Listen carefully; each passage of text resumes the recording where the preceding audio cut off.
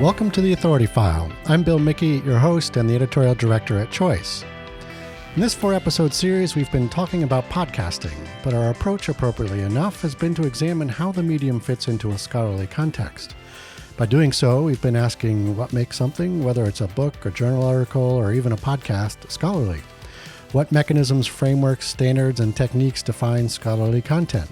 And how malleable really is this definition? In what ways can the conventions of what we consider scholarly publishing be pushed into new territories?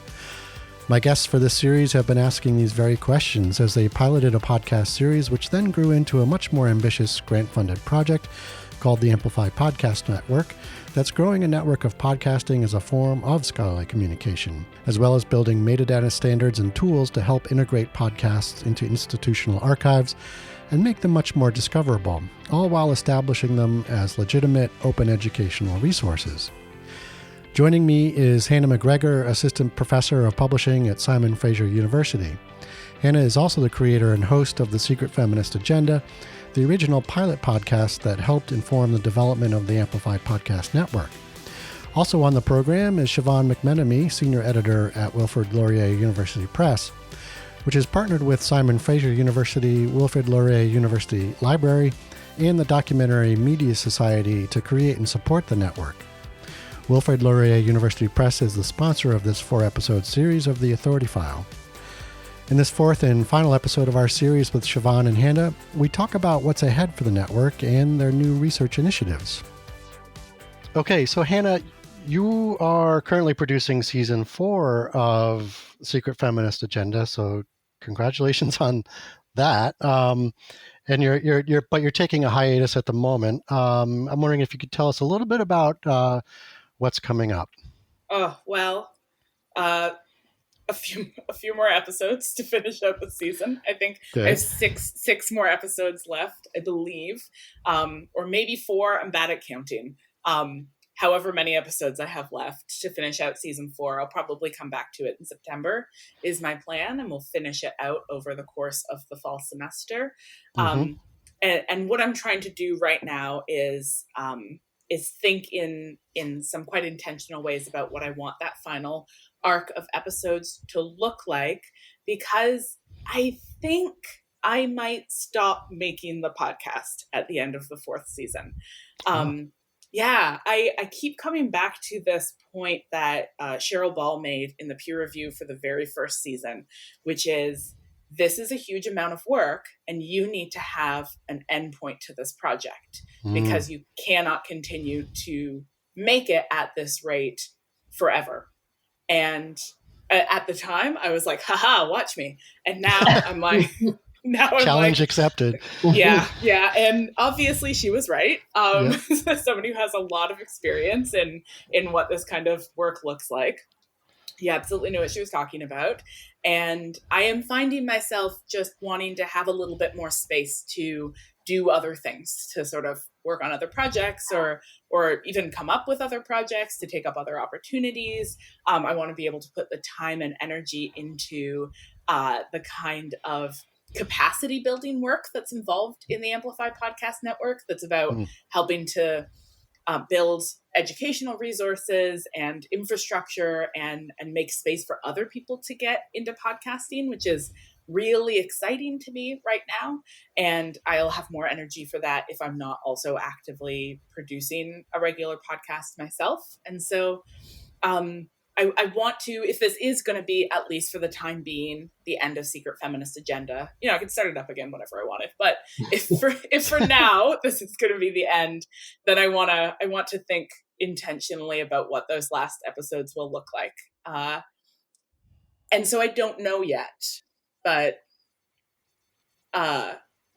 some sort of satisfying conclusion, TBD. Okay, great. So Siobhan, similar question. I see that season 3 wrapped up the review process for the show. Wondering, same thing. What are the next steps on that end of it?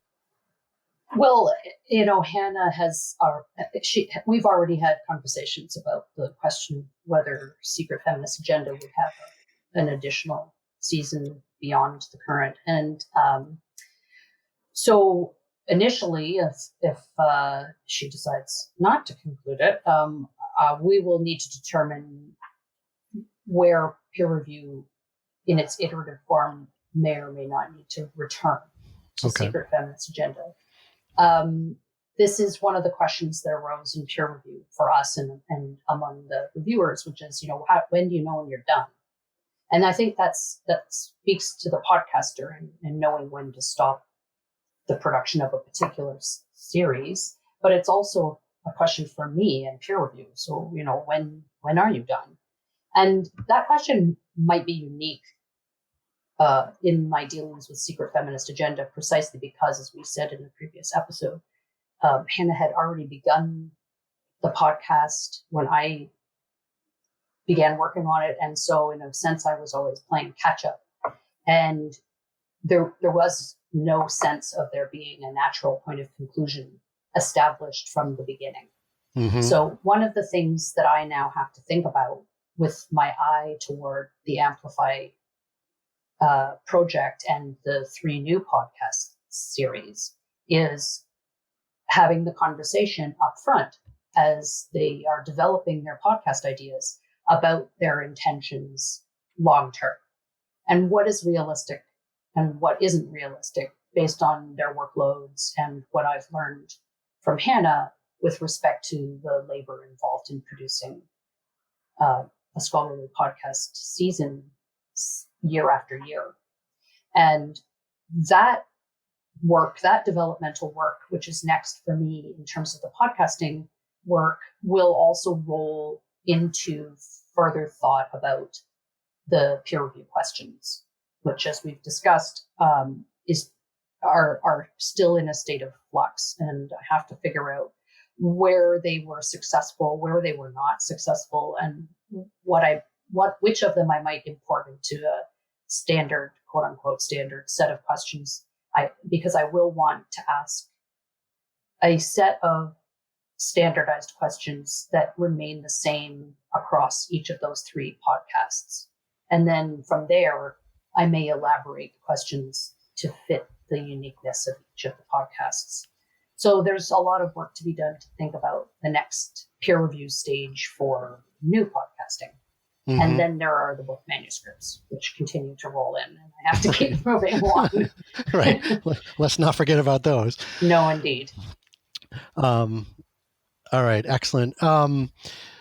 So I have to say, I hadn't listened to the podcast before we started working with you on these episodes, which I know is terrible for me to admit, but I really fell down the rabbit hole with your interviews and your minisodes, Hannah, and I particularly liked episode 4.22, 422, Disability Art is the Last Avant-Garde with Sean Lee, and then your response in 329 to Anna Paletti's review of season 2. Her review and your discussion about anecdotes are just so interesting. And I wondered if there was an episode or 2 that you feel really epitomizes what you're trying to do with the podcast. Yeah. I love that question. It's a really hard one to answer. There are definitely some episodes that have a really special place in my heart, particularly because the conversations felt really exciting. But there's definitely more than I could talk about in this frame of this conversation. And so I want to point to 2 in particular that feel to me like they are things that emerge specifically out of the fact that I'm doing this work in this form. Mm-hmm. So one of those is season 3, episode 13, which is called Understanding White Supremacy. And that episode was a direct response to a listener email. So I get a lot of feedback in all kinds of forms from listeners. They review the podcast on Apple Podcasts. They chat with me on Twitter. They email me. They slide into my Instagram DMs because my Twitter DMs are closed. So they find me to give me feedback in lots of different ways. And this particular email was a listener who was responding to the previous episode, an interview with Tara Robertson, where we had been talking about white supremacy. And essentially this listener said, I feel really uncomfortable with you naming particular ideas as white supremacist. I feel like that is an unfair accusation and language that is too strong to be used around these conversations. And that was, for me, this very particular moment of thinking like, okay, how have I failed to communicate what I'm trying to say about white supremacy thus far in this project? How would I use the podcast episode to respond directly to this listener, but also more broadly to the audience that I know that I have in terms of grappling with these questions? And that felt for me so specifically like, I'm going to think out loud about this really tricky problem. And I'm thinking in response to listener feedback, but I'm also thinking in relation to who I think of as my audience. And so that felt like really something that I would never have tackled, really trying to articulate what I was articulating in that episode if I wasn't making this really specific podcast that was getting these really specific kinds of feedback. And then on the other hand, a sort of a different version of that that I absolutely love is season 4, episode 4, which is called Off Mic Conversations with Kareni Baroka. So Oka, which is the name she goes by, is a poet and a disability rights activist and a scholar working in the UK who somehow heard Secret Feminist Agenda, and I mean somehow, I don't know how things get around, and was coming to Vancouver for a conference and emailed me and was like, I want to come on your podcast. And I get those emails a surprising amount these days. People just being like, I get publicist pitches, which I often ignore or turn down. But because I find being part of somebody's publicity tour usually doesn't produce a good episode. But when an interesting feminist just contacts me and says like, I'm interesting, put me on your podcast, I'm like, sounds true, let's do it. Yeah. And that conversation, like, you can hear how excited we are the whole time. We are total strangers. We have never had a conversation with each other before. We are sitting in my office back when people worked in offices and not their homes, and just finding out about each other and just finding out ways that our interests intersect. And it was so fun, and I learned so much, and I had to spend so much time Googling references to make the show notes. And again, it just felt for me like such a perfect example of how the podcast for me has sort of opened up the kind of work that I can do and the kinds of conversations I can have. Yeah, that's excellent. Can I jump in just to say that in perhaps not surprising, really, but in a bizarre moment of curiosity, I decided to answer that question myself, even though it was directed at Mark. I had those same 2 podcast episodes. No way. No, yeah. And the reason for that is because in the first case, the Understanding White Supremacy, I felt very much like I mean, everything you said was true, Hannah, about how you felt about that making of that podcast and what it represents as an example of the whole of the podcast. For me, it represents the fact of your open and generous engagement with the audiences that offer criticism of one kind or another, your scholarly commitments, your intellectual and your personal commitments, all being brought together in the way in which you addressed the concerns of the listener. It was an incredibly thoughtful piece, I thought, because it could have been angry in another sense. You know, it could have been a temperamental response to somebody's insecurity about an issue that is hard to talk about and really important to talk about. And you dealt with it in such a beautifully crafted manner. I thought it was impeccable. It's a perfect example of feminist anti-racist scholarship in action, in my view. And it's a favorite of mine. It was a favorite of mine the moment it was broadcast, and it remains a favorite of mine. And the other one reminded me very much of the excitement that I feel when I'm having a lively conversation with or an author or a podcaster who has a new idea, who's doing something interesting with their research and their reading and their writing or their podcast creation. And I get to be part of that conversation. Mm-hmm. And it's just a generative sharing of ideas. And there's learning on both sides, and it's a dialogue. And for me, it really resonated in that respect. Nice. Yeah, I do think that generativeness is what at the end of the day feels so exciting about podcasting for me, is that it feels like you're building something, like you're making something, like there's something more than the sum of its parts that comes out on the other end. Yeah. Right. Yeah. Both of your responses just now take me back to a question I didn't get to ask you, Hannah. But this is a great time to toss it in there. And that you're it sounds like you've solicited listener response as a form of peer review. So I'm interested in that because it's such a podcasty thing to do. I mean, podcasters often talk about the communities they're part of and building through their podcasts. And in the more commercial podcasts out there, it often works to engage the audience through, rewarding them with mentions or affirmation. But, at the end of the day, it's an audience building technique. I just wonder if you could talk a little bit about that, Hannah, and about the intersection of listener feedback, peer review, community, and even the more commodified idea of quote unquote audience engagement. Audience engagement. Right. It's such a tricky question because we are as people who work in publishing or as people who work in public scholarship, certainly engaged with the question of the audience. And of wanting audiences to feel, I mean, you have to think about your audience, right? You can't make something that's for nobody.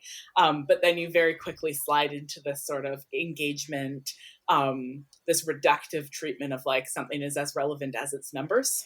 We can tell how good something is based on how many people listen to it, which is its own very tricky problem when we're talking about public scholarship. That if we start to point to numbers as a sign of effectiveness, that means that Jordan Peterson's the most important scholar working in Canada, and I refute that. So we've got to find other more nuanced ways to talk about engagement. But yeah, my commitment to soliciting listener feedback really came out of Which Plays, when we didn't particularly know what we were doing yet, but developed a social media presence for the podcast fairly early on. And fairly early on, our listeners started to respond to our episodes. And what was really transformative for me about that experience is that as we made mistakes, as we said things that were thoughtless or ignorant or betrayed sort of a lack of complexity or nuance in our thinking, our listeners would respond to us and say, like, hey, that thing that you said was really ableist, or hey, that thing you said was really transphobic, or hey, you really framed this conversation in this way, and I think you totally ignored this other really important thing. And we would go back and revisit those conversations and do better and apologize and update and push our thinking. And that is a kind of form of, I mean, if not peer review, certainly meaningful review, meaningful response. And I learned so much in the process of making Which Plays. My listeners pushed me so far in terms of understanding my own biases and my own kind of the things that I was ignorant about. And they prepared me to understand that being a public scholar means being somebody who doesn't just listen, but who actually invites that kind of feedback as part of the process of being accountable, who says, like, I actually really want to hear from you. What is working? What is not working? What am I not talking about that I need to be talking about? What am I talking about badly?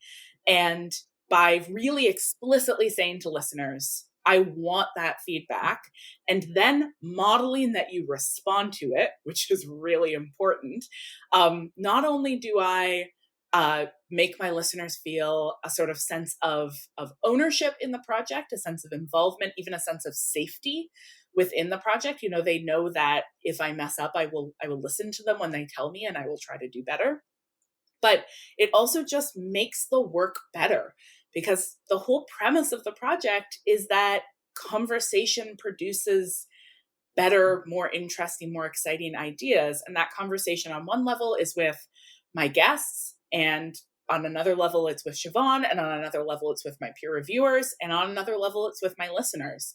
And all of those conversations have different power dynamics built into them. They have different forms of expertise built into them, but all of them are really, really vital for me, as a feminist public scholar trying to keep making my work better. And it's just been so consistently generative to be getting feedback from listeners. That's great. Okay, so I didn't ask either of you about feminism or patriarchy or capitalism or even neoliberalism or the academy. In 10 seconds or less. No, I mean, what is there anything I could have asked you about that, but I didn't. And I'm actually curious, with that question, if there's anything, with all of the projects that we've just talked about, and particularly the Amplify Podcast Network, that in creating this platform and these podcasts, how they might be kind of responding to those concepts. Yeah. I really think when you look at the podcasters who we're working with in the Amplify Podcast Network, that you see across the board scholars who have already embodied a commitment to challenging the patriarchal, white supremacist, capitalist norms of the university in terms of how they enact their political commitments to communities outside of the university, their political commitments to transforming the norms of how we do things in the university. Like these are shared commitments of a lot of, I think, of all of the scholars involved in this project, which I think is really foundational, because for me, the exciting part of this work is not just like, neat, I can find a bigger audience. It's like, look at how breaking open space for new forms of scholarly thinking actually breaks open some of the norms of the university itself, and maybe destabilizes some of the assumptions about what counts as knowledge and what counts as scholarship. Right. And who counts as an expert. All of these functions that the university has played to make knowledge proprietary, or to build walls around expertise. I think podcasting breaks those things open. And I think that's a shared commitment of the people working on this project. You just heard from Hannah McGregor, Assistant Professor of Publishing at Simon Fraser University. Hannah is also the creator and host of The Secret Feminist Agenda. You also heard from Siobhan McMenemy, Senior Editor at Wilfrid Laurier University Press. This series is brought to you by Wilfrid Laurier University Press. If you like what you hear, rate us or give us a review on your podcast platform of choice. And if there's a topic you'd like us to cover, drop me a line. I'm at bmickey@ala-choice.org. As always, sponsorship and advertising for the Authority File podcast are handled by Choice's advertising manager, Pam Marino. And all of our episodes are produced by Choice's senior digital media producer, Mark Dirks, and digital media assistant, Sabrina Kofer. That's all for this week. Thanks for joining us.